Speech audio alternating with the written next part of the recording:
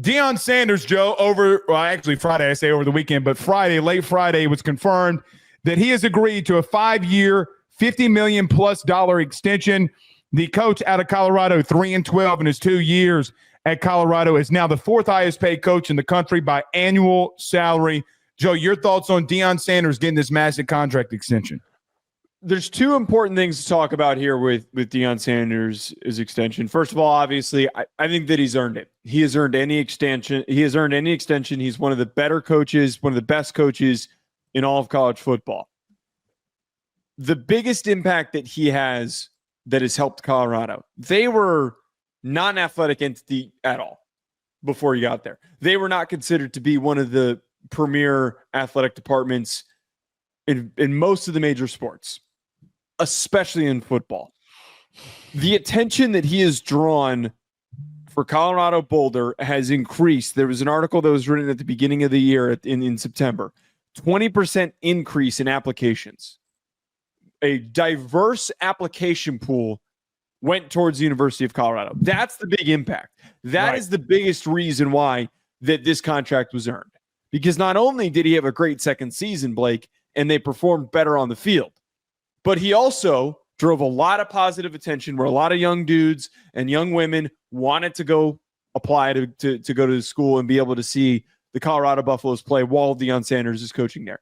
The second part about this, I know some people want to speculate, hey, they're doing this because they want to prevent Deion Sanders from going to the NFL. I'm gonna look at this a little differently. I think that Colorado is smart enough to realize that Mike Norvell is doing very poorly at Florida State.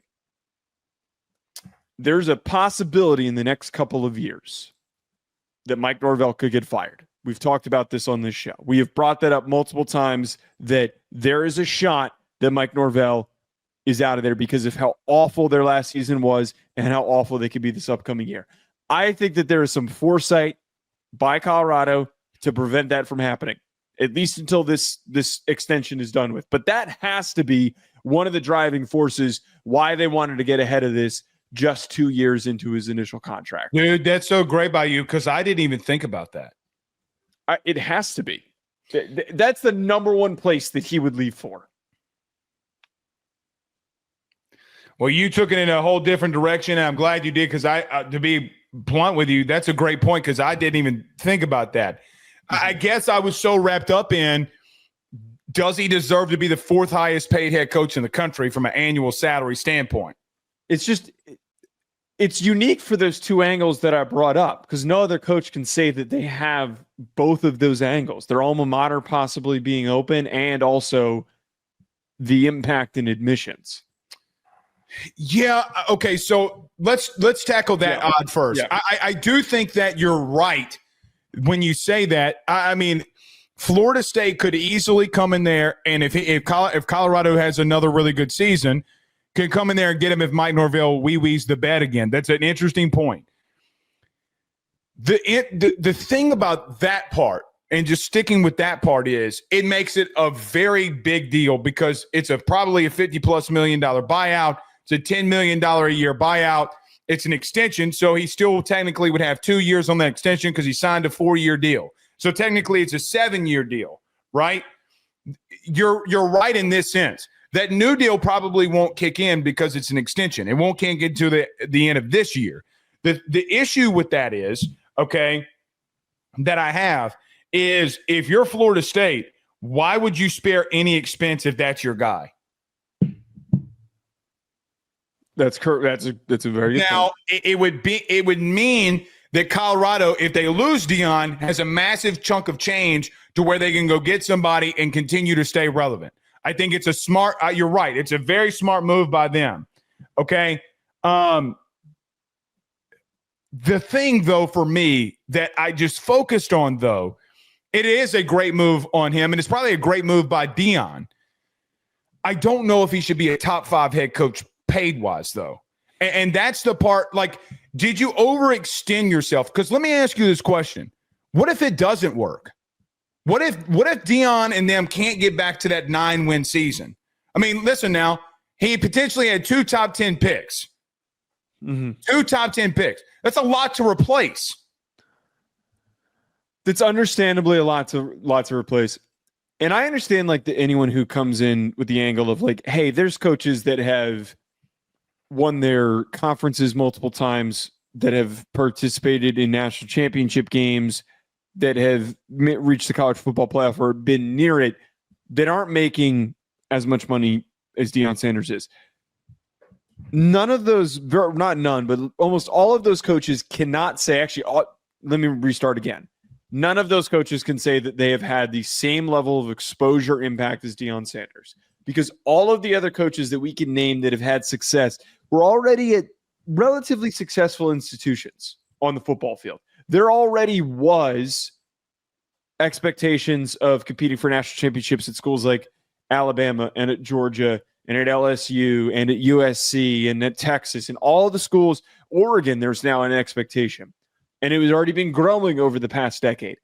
Colorado was never sniffing the level of attention and the constant primetime games that they're given. So even though he hasn't achieved that yet, and there's a chance that he never achieves it and they do end up being mediocre in the future, like that could happen. You're saying off the field is still a high enough yes. reward. People are going to pay attention to them so much. They have a damn Amazon series. Like, not many schools can say that they do that. That's a very good point. It's a very good point. I just, again, from the wins, he's 13-12. I mean, he still hasn't won the conference. I do think that they take a step back, if I'm being blunt. I still think that, look, you're replacing 2 top 10 picks. Now, Caden Salter can play electric and be electric, and maybe I'm wrong there. It is a big investment to a guy that has brought so many eyeballs to your program. It is also smart in the instance which you talked about with Florida State, but I say this for the last part. You talked because it was kind of like you were saying, well, Florida State. Well, Florida State just did that same type of extension with Mike Norvell, and then they went 2-10. Now, I don't think anywhere close that happens here. I think Deion's got a good enough head on his shoulders. They're good enough. They won't do that in the Big 12. He's the highest paid coach in the conference, and he's never won it. He's never won the conference. Kenny Dillingham, if you would have told me this happened with Kenny Dillingham, who made the playoff, is a play away in overtime from beating Texas, I've been like, okay, I guess I get it. It makes a lot of sense here.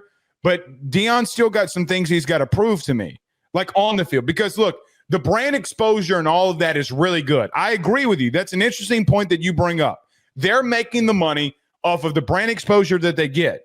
Well, then you're also confirming to me that means just as much as on-the-field success, which that doesn't – your goal is to win. That's why I think this is kind of like a quasi-scenario that we're discussing here, because I think that Colorado is just so satisfied with the fact that they're constantly in the conversation. Even when they're not in the college football playoff debate, they're just constantly in the conversation. They're constantly getting brought up. They have a Heisman Trophy winner that came from this past year. They're going to have 2 top 10 picks, most likely, at least 2 first-round picks, and they can have more in the future. There is now a different level of cachet that comes with when you mention the University of Colorado. It has a completely different meaning than it's ever had. I think that because of this, the 90s, right? I think because of this, they're not going to treat it like a Georgia or a Texas or an Oregon or USC, where it's like, okay, this coach has us knocking on the door of going to a national title. We can't lose this guy. Right. They're so satisfied with the exposure and the increase in admissions and the more diverse level of type of admissions that they're getting from students, that's enough for them, I feel like, which is fine. You can 1,000% make that decision. You're right. You can make that decision based off of what's happening off the field because of the tuition numbers, because of everything that's going on. I also pulled up an article from 3 years ago when you said that you did not have the money for his contract too. That was you remember very that? Funny to put that into perspective. Very funny to put that in perspective now that he's bringing in so many resources. You're selling more merch, you're selling more gear, your ticket sales are up, everything's up. So you're right on that. However, the point I would just bring up here, from me and your sake, that doesn't matter to us, right? Like what matters to us, Like the brand exposure and their financial resources means absolutely nothing when I look at, Joe, who are the top 5 head coaches in the country? Name them right now. And you list the 5. You go Ryan Day, Kirby, Ryan Day, Dan Lanning, Steve Sarkisian, Marcus Freeman, whoever you put in the top 5, whoever it is, you're putting Deion above them from a pay scale in reference to on-the-field success. So when I agree with you on the Colorado thing, but what do I judge it off of? Our job is to judge based off of exactly what happens on the field, nothing else. It's not my job to talk about, hey, you're getting media clout outside of football. We break down the games for a reason. He's 13-12. And I think they will have constant success. I think they're at minimum 8-4, 7-5, 9-3 every year. That is their thing. But you haven't won the conference. And look, they very well could, and we'll have to wait and see on that. But right now, to make them the top 5 paid head coach annually in the sport, I think is a little bit much. Could you have gotten him for $30 million? I mean, like how much did you overextend yourself that you could put – Joe, what happens if they start losing? As much as you want to talk about that attention goes bye-bye too, very quickly. How much attention did we play Florida State when they started losing?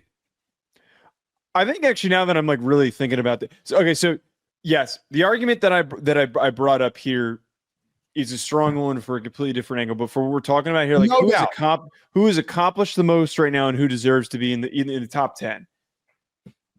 I can immediately think of one guy very specifically that I'm frankly a little disenfranchised about. At the time, I was questioning it, but Marcus Freeman got to a national championship game and Deion Sanders is making more than him.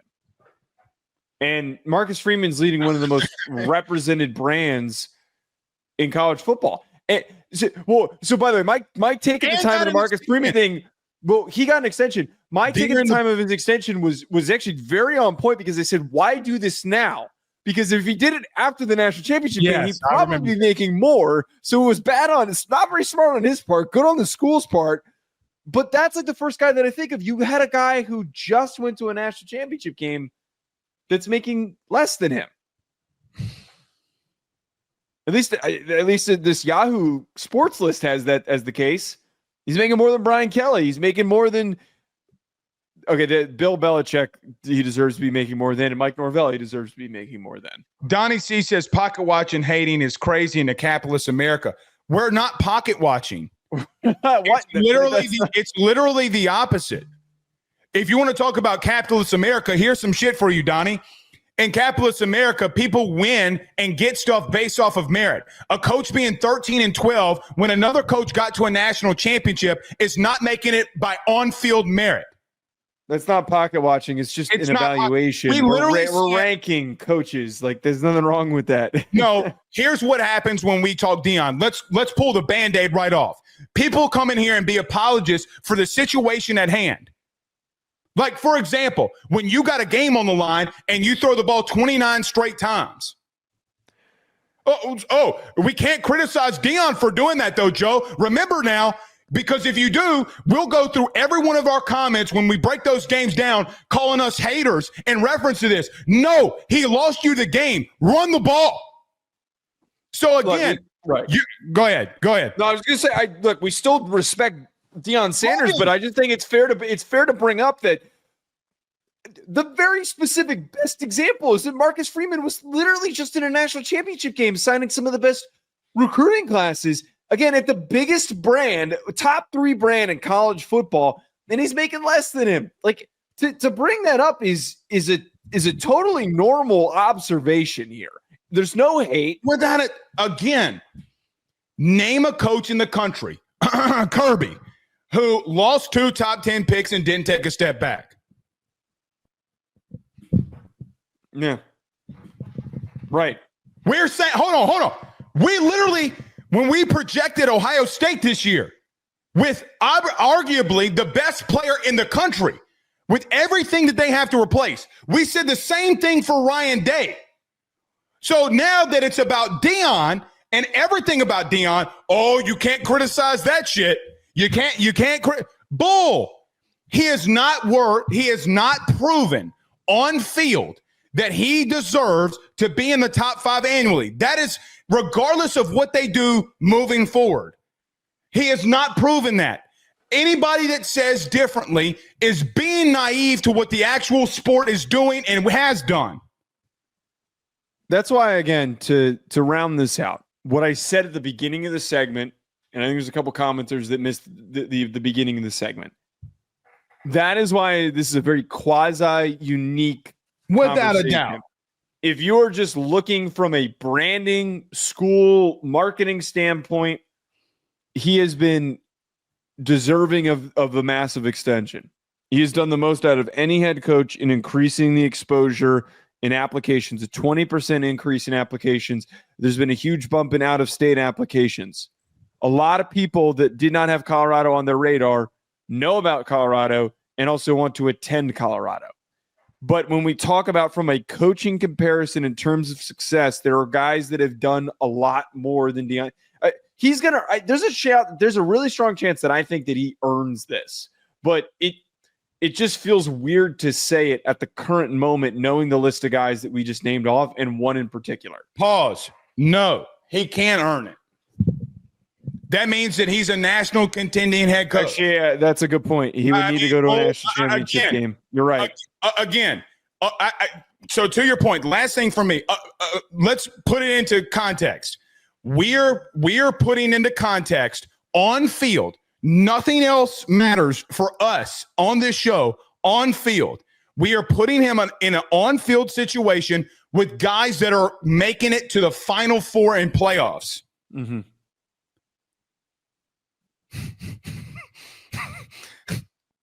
What?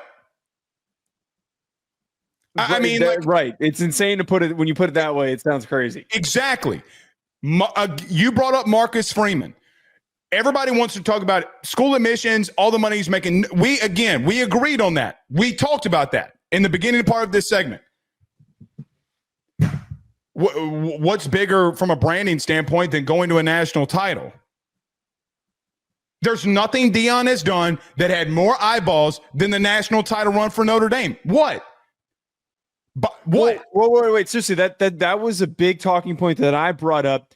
Why Marcus Freeman's impact this year was so significant is that very specifically from a recruiting angle, when you talk to a lot of recruits, and why a lot of former NFL guys' sons are going to play for Marcus Freeman is that what was considered to be a very stuffy team to play for is now cool to go play for Notre Dame.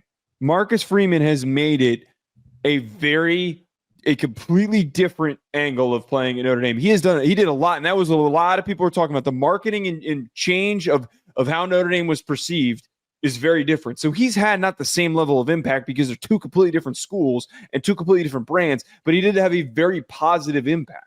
So I think that that's like the biggest thing for me, being a Notre Dame fan, knowing all of this, that there is that point to be brought up. If we wanted clicks and views, we would glaze Deion at every given. We would bring up a Deion segment in every single show because it does numbers. I'm not going to change my values on how we judge every other head coach in the country just because one boosted admissions. Nick Saban did that. Kirby Smart did that. Penn State does that. Notre Dame does. When you win, more kids enroll to your school. That is just an overall fact. So, well, his boost was like. It was very significant. High. It's much higher than usual. Give the man his pay in reference to what he's done for your institution. Again, what am I supposed to judge it off of? Mm-hmm. Oh, okay. You may screw that. I'm not 13 and 12. 13. How about this? There's 3 head coaches that he makes more than who had more wins this season than he had in 2 years at Colorado. That's the justification that you have to bring up. All right. That's going to get us a lot of hatred. Sorry, buddy. You know, I was more positive. I'm always more positive than you. They like me well, it's not Colorado fans like me. It's just reality. It has nothing to do with positivity and negativity. Sure.